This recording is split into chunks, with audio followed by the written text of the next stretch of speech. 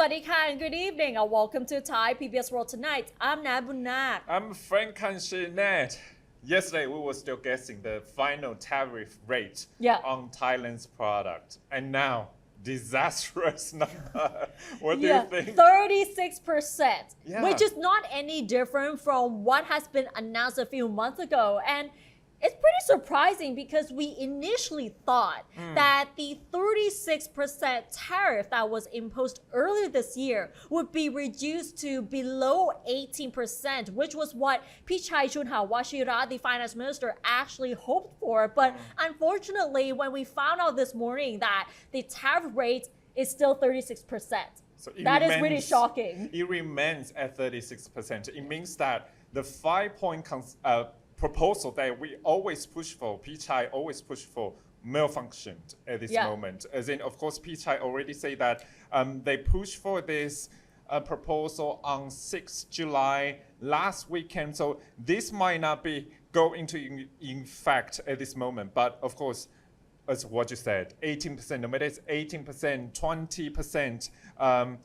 actually so many Thai business leaders, they think that, okay, maybe 25% would be the maximum, and now it's still 36%. But I think right now, the Thailand's financial market already reacted very instantly about 36% tariff rate, as in, of course, the our stock market already reacted very fast, slumping by 2% this morning. And of course, I think Pichai already used a lot of measures as well. We talk about increase of agriculture, increase of energy products, and Thai Airways might bring and buy more Boeing jets at this moment, but it doesn't work at all. Yes, and even like some of the proposals, the imports of agricultural products, energy products, and even to buy more Boeing jets, it seems like it is not enough to convince the US government to reduce those tariffs. But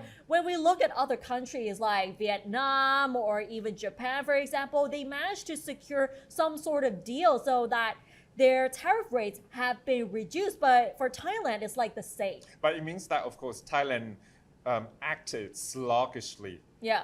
It means that, of course, Vietnam and Japan, they already sent their teams for the first talk or the first round of talk or second round of talk ahead of Thailand already. But of course, Thailand right now, Pichai Chunhawashira, our finance minister, trying to lower that tariff because the effective day actually is 1st August. We still have the time, around 20 days, less than that, to really negotiate with the US authority. But we already see some shockwave at this moment, because economists in Thailand already say that no matter it's SCB or right now Innovest already say that Thailand might see contraction. Contraction, actually, this is a very, very key word in economy. It means that recession might follow, because Innovest already said that Thailand might face contraction of 1.1% in GDP. It means that in the second half of 2025, we might just see the GDP contraction of 4 to 4.5%. And that means recession is coming. If following this scenario. Exactly, and many of the economic institutions have revised the GDP figures for this year. Initially, they thought that it would be around 2 or 2.5% for this year. Most of the economic institutions have revised the figures to only 1% already, and it is actually the lowest in ASEAN region as well. ASEAN 5, I would say. Yeah, ASEAN 5. Contraction, as what you said, you talk about the SCB figure there, but contraction, as in Innovest today, this morning, already told us that contraction means minus 1.1%. This is very risky for Thailand because, as what you said, Vietnam, Cambodia, even Malaysia, they got lower tariff rate than Thailand. And what will impact Thailand the most at this moment, I think, is exports. Exactly. Export is so important for Thailand and Thailand's market to really boost up Thailand's growth. But it means that Thailand's export market might just go down to 3.5% this year. But I'm sure that we already get some stories, information that Finance Minister Pichai will use every measures to, of course, talk to U.S. authority that, okay, we can give you some parts of U.S. goods coming to Thailand for 0%, more increase of agricultural products, Boeing jets, other maybe initiatives just to lower Thailand's tariff rate here. And of course, you can see on the screen right now, as in Japan and South Korea, they have 25%. Yep. Malaysia got 25%. Indonesia, our neighbors, got 32%.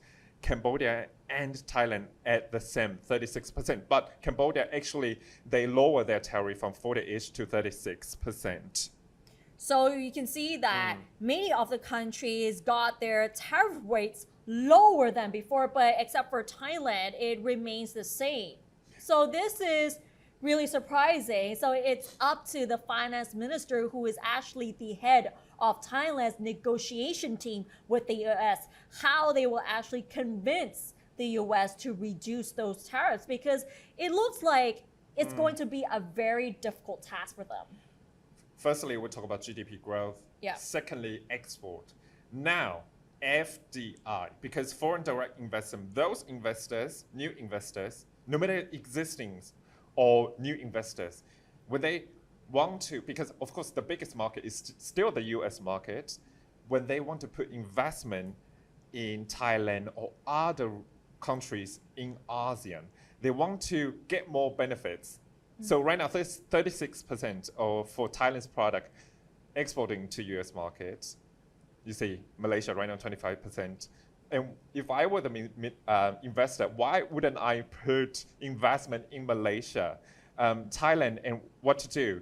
Maybe we can give more incentives and help those investors. Tell them that, okay, you can come to Thailand and we give you more benefits. But does that really work? And of course, Pichai Chunha already gave some reactions to the media that he still remains optimistic, confident that there's still room to negotiate before the new deadline. Of course, it's August 1st. We already talked about US administration might not have considered Thailand's tariff or new measures.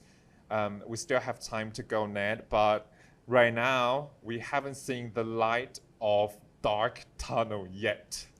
Yep, and it looks like many people have been reacting to the tariffs that have been imposed earlier this morning. And apart from Pichai Chunha, who made a comment about the new tariffs, the People's Party Deputy Leader Sirikanya Tansukun also commented that the trade tariffs against Thailand is considered shocking, because the first round of negotiations between Thailand and the US took place just on July 3rd. And all of a sudden, today is July 8th already, and they already received a letter saying that, okay, the tariffs will be the same, 36%. There are no changes from April. Now it's July, but the tariffs remain the same. So Sirikanya mentioned that she didn't even expect Thailand, not just with the tariff rates, but to be among the first few countries receiving this letter from the US on the new trade tariff rates. And she even described that the letter is causing much more pressure on Thailand in terms of the trade negotiations. And she even commented that the fact that the tariff rate stays at 36%, it's like Thailand is being cornered by the deadline and forcing them to make more negotiations, concessions on unresolved issues to avoid this new tariff. So she still thinks that 36 will still be the maximum rate and will not increase any further, since other countries like Japan and Malaysia even saw the tariff changes. But then she still has hope that there is still time for Thailand to negotiate with the US so that the tariff rates will be reduced. Yeah, but this is what the opposition party deputy leader talked about, because I think Pichai is still, at this moment, of course, it's the government side, trying so hard for Thailand to get a very favorable rate for Thailand's product. And even the opposition side saying that we're still confident in P-Thai's measure, as in how to lower the tariff rate. Right, but then with the negotiations, one of the proposals is to reduce the tariffs on the agricultural products, and whether this will actually improve the outcome at the end. Sirikanya explains that currently there is no disclosure about which of the agricultural products are actually included on the list, and no one actually know about the proposal to impose like a 0% tariff on most US products imported into Thailand as well, and which is completely different to Vietnam, which already announced this plan to begin with. And she even commented that Thailand's proposal to the US might not be very attractive compared to other countries. That is why our tariff rate has not been reduced at all. But regardless, she still has hope that Thailand can still be able to secure a tariff reduction because the deadline is now August 1st. 0% tariff actually for Vietnam is very easy to do it because of course it's a country where governed by very arbitrary regulations here. But Thailand is not the case, because if we really give the favor to US on agricultural product, for example, on 0% of tariff, it means that Thailand's products will be challenged. It means that the Thai government needs to give more stimulus, more benefits, and more help to those people on the ground for agriculturists and of course the business related to the agricultural too. But now, is Thailand having enough budget to save our agricultural sector? This is the key, because public debt is quite high right now. With the public debt that is really high at the moment, and they have been trying to transfer some parts of the budget to cushion the impact but for SMEs and businesses that will be affected by the trade tariffs.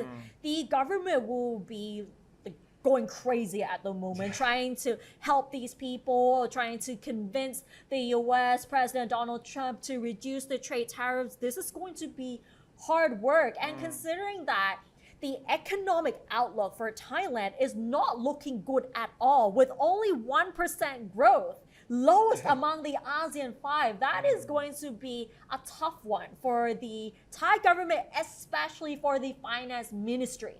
I don't want to couch the opinion for Thailand's economic growth at this moment, as what you said, 1.ish%, and Innovest already say that maybe we might see contraction. I think 0% might not be that possible, but of course right now we have to play in the power struggle game with the United States too. So we might get more information from P-Thai later today or tomorrow. Exactly. Now we have heard both sides, the government and the opposition. Now let's talk about the perception of those outside of the government this time. Now let's hear from former Finance Minister Kon Chatikawanit, who talked about the trade tariff changes, and he said that Thailand has misjudged its US counterpart on tariff talks with its win-win approach, as the US believes that Thailand has enjoyed a trade surplus for a very long time, and it is now about time for the US to reverse the position. He actually described that the 30% tariff imposed on Thai exports to the US market as the worst ever encountered by Thailand in its long history of trade relations between the two countries, Thailand and the United States. However, he did say though that the US holds the upper hand in this case, and also a chance of clinching a win-win deal is very slim. And he even said that in the case of Vietnam, which is facing a 20% tariff, which is a success for our neighboring country, he said that they have been bold enough to propose zero tariffs on imports from the US because the country believes that it can still compete and is ready to compete compared to Thailand in all industrial segments. And because of the situation, because of how Pichai has responded, how the team has dealt with the trade tariff negotiations, gone questioned the strategy of this negotiating team as to whether it has really been trying to protect their interests of somebody in this country. Yeah, so it means that gone questions about Pichai, and we call it Thailand's team, to negotiate with the US authority, or USTR, we call it here. But I think this is what Thailand can play at this moment, no matter it's the 5-point proposals to get more jets to open the market partially for the US products too. But we don't have too many cards in our hands, Ned. The Trump card maybe is what Pichai said, that, okay, we can really curb that trade surplus in 8 years and the equilibration in 10 years, the balance between Thailand and the US in 10 years, but we don't have many cards, I think so. Not that we don't have many cards in our hands, but we are being put at a disadvantage. If you look at Vietnam, if you look at other countries, they have like their own Trump card. So that's why they managed to reduce the trade tariff rates. But for Thailand, there are no changes. So what can Pichai do? What can the negotiating team do?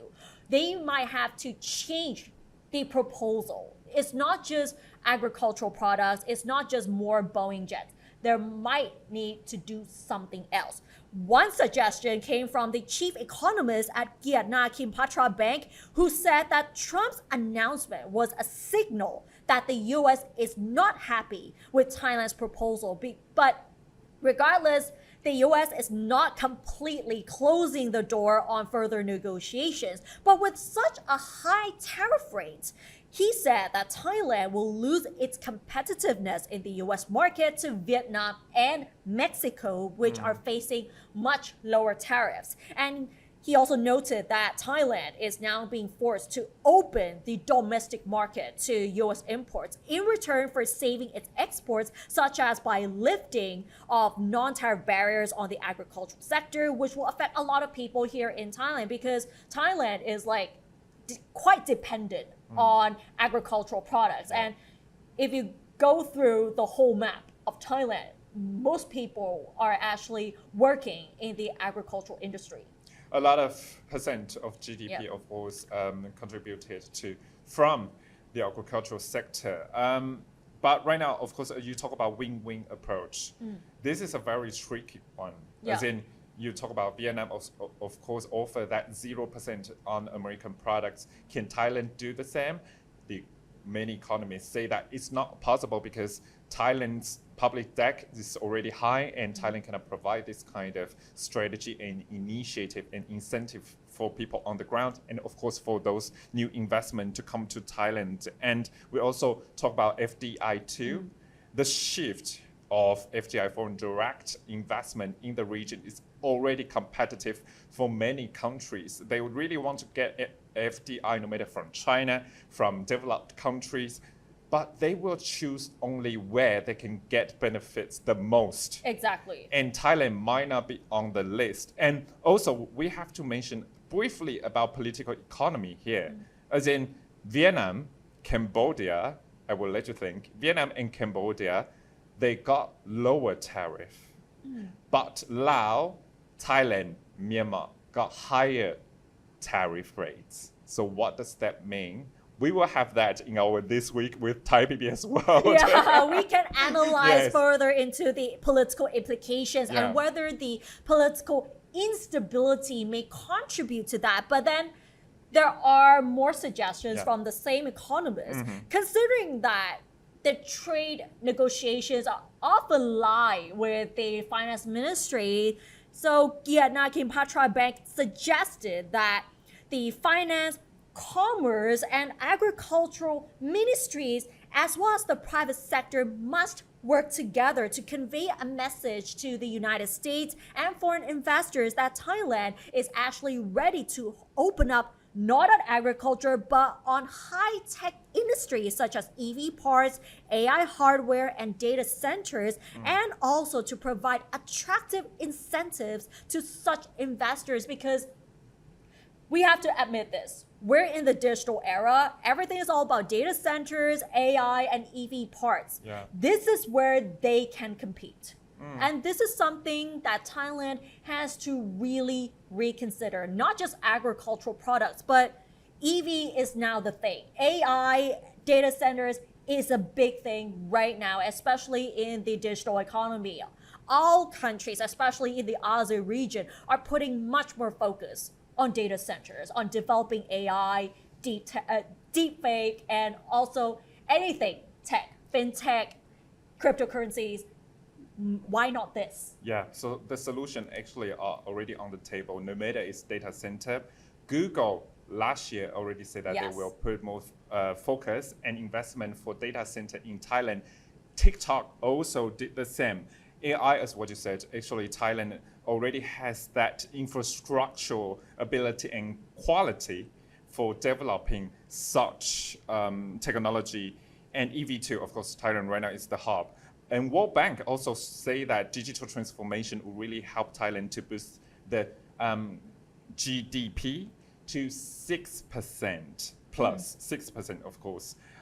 This could be long term, in a long run, we might see that coming. But now, that tariff rate really destroy Thailand's development. And this is a test, not just for Thai's government at this moment. Of course, it's acting Prime Minister Phumtham leading the government right now. Is for Thai to how to build the trust between investors and the government. People on the ground, citizens, residents in Thailand, and the government too. Very important. And if trying to convince the US market is so difficult, why not explore new markets? And the FTAs, or the free trade agreements that have already been signed with so many other blocs. Why doesn't Thailand consider that? If convincing the US is so difficult, why not FTAs? There are so many FTAs that already been signed. I think that right now we are trying to be positive in a way. Tailwinds, of course, you talk about free trade agreement, negotiation, more partnership with new trading partners, but we still see that downside risks. How can we solve it?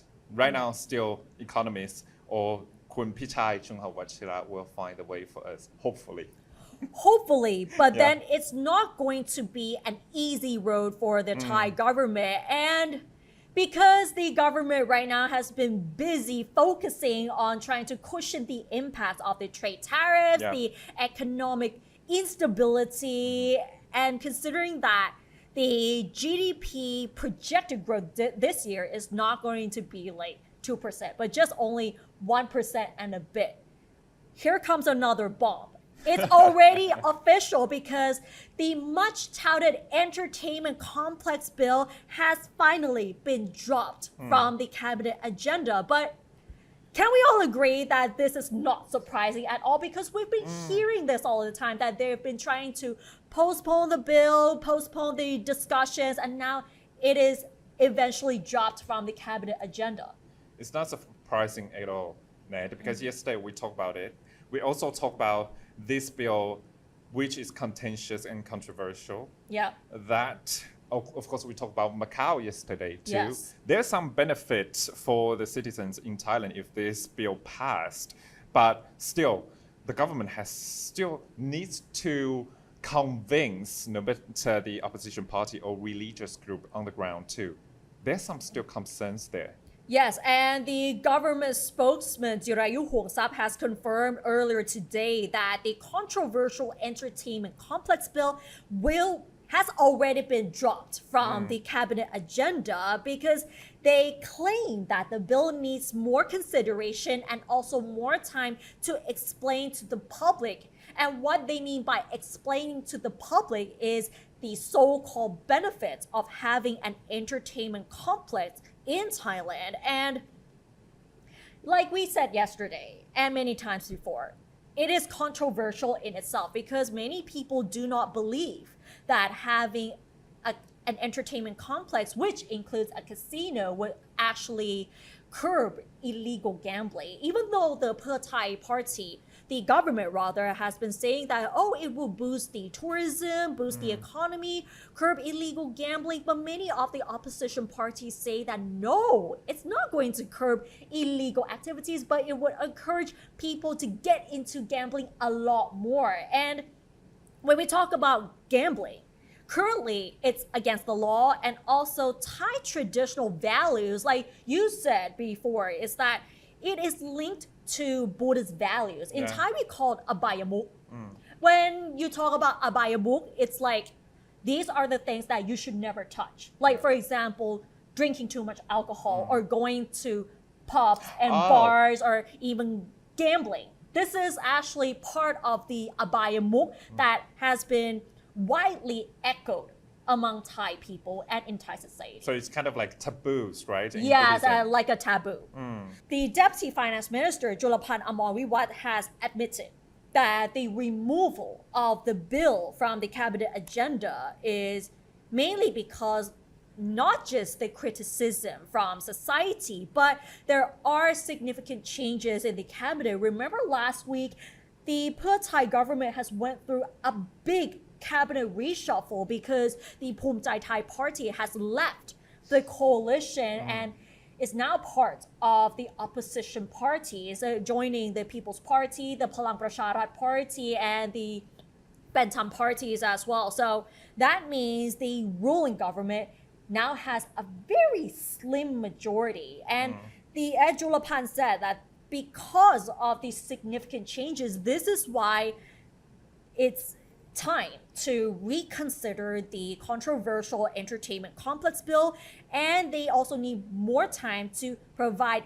explanations to the people. In other words, they say this is not the right time to consider the bill at the moment. That's not the right time because Thailand right now, of course, facing a lot of challenges, no matter it's tariff.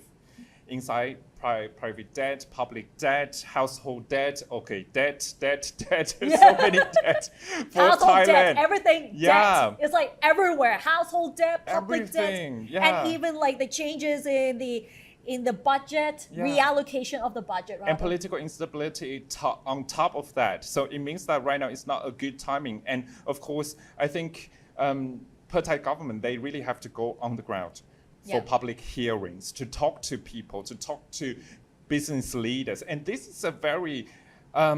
it's not just business leaders, it's the local people as well, because the controversy, the criticism came from local groups, and especially those who strongly oppose gambling to begin with. The locals would, of course, say that gambling is not good, gambling is bad, you should not be involved in this.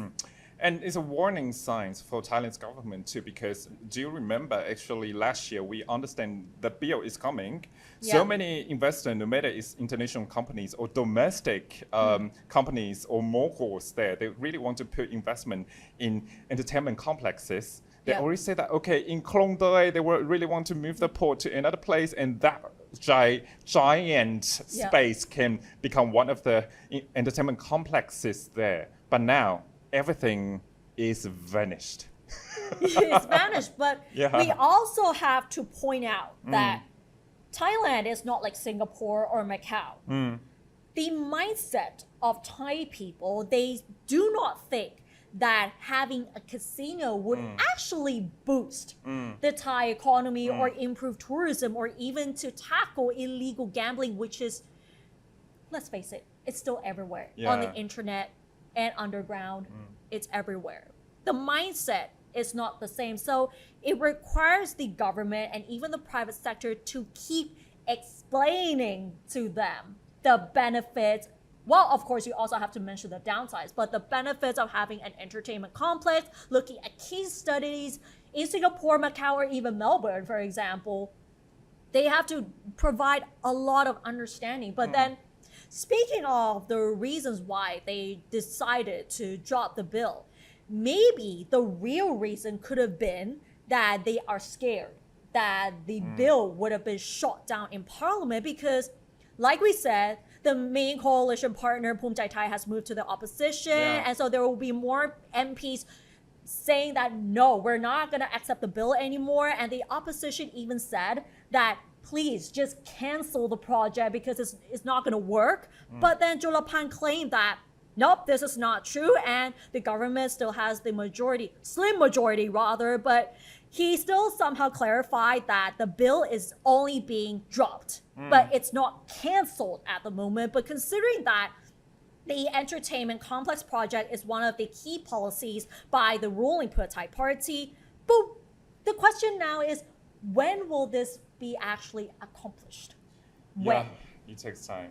And law enforcement too, I think, because so many analysts say that Thailand's law enforcement is not that strong either. Even if we have the regulations for citizens, for example, in Singapore, when people get into the casino, they have to pay more. They have to, there's a break time for them. They cannot get into casinos or entertainment complex, but then the first time, they still have the gap in between. But what about the law enforcement in Thailand? Will it really work?